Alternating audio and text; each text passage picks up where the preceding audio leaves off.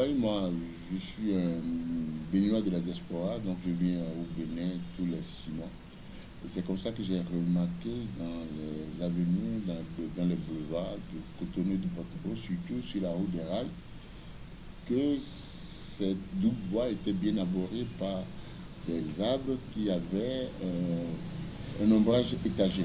Ça m'a choqué, ça m'a fait plaisir, je me suis arrêté, je me suis dit, cet arbre-là aurait sa place dans la plantation de poivre pour que le poivrier reste alors une liane du sous-bois. Donc c'est ce sous-bois-là qu'on crée avec ces tuteurs ombragés. C'est la raison pour laquelle j'ai appelé M. Goulongue Laurent, qui est le pépiniériste de Séné, et qui a mis à ma disposition, qui m'a vendu 1000 plants en 2023 que nous avons mis en plantation. Donc, par la suite, j'ai appelé les responsables, les ingénieurs, les responsables du ministère du cadre de vie pour leur demander quel est le principe racinaire du terminaire superba appelé fraqué. Donc, la réponse ne se faisait pas attendre. L'ingénieur que j'ai eu au téléphone m'a dit, écoutez, le terminaire superba a une racine pivotante. Je m'en doutais bien parce que je me suis dit, si on met ces gens d'arbres au bord des murs des maisons et à côté des routes, c'est que ces arbres n'ont pas de racines superficielles qui peuvent endommager les clôtures des citoyens et la route qui a été faite. Donc la réponse était nette, j'étais satisfait, j'étais vraiment heureux. Et c'est comme ça, dans mes recherches, au Salon international de l'agriculture où j'étais, et j'étais allé sur les stands des épiciers de l'île de la Réunion.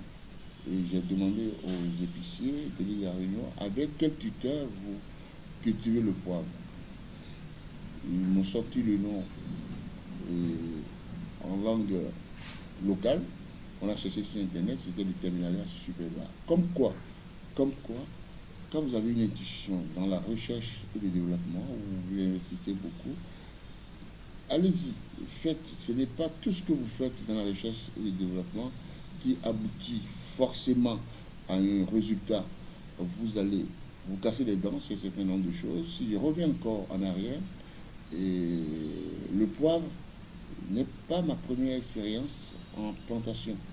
Je peux vous dire que je suis passé par des bassins de pisciculture qui sont encore là.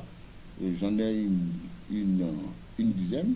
Je suis passé par les DA qui sont encore là, qui n'est pas vendable. Je suis passé par la vanille avec le laboratoire du professeur Aonzo à Calavi. Et enfin, j'ai pris le taureau par les cornes. C'est moi qui ai introduit le poivre. J'ai dit ça, je le fais tout seul, et tout seul, et tout seul. Et voilà aujourd'hui la première plantation de poivre du Bénin qui a plusieurs tuteurs, comme les hommes africaines qu'on a retrouvées dans les bateaux d'eau, comme le sablier qu'on a importé du Togo, du village de Dany. Et je salue au passage à M.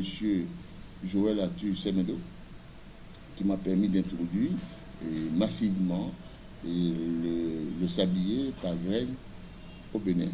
Puis ensuite, j'ai introduit aussi le terminalia superba que j'ai retrouvé dans les rues de Cotonou et de Porto Novo.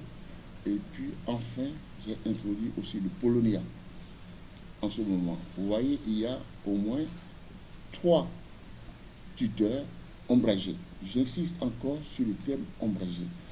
C'est important parce que ce sous-bois, il faut le créer d'abord avant que le poivre ne prenne. Merci.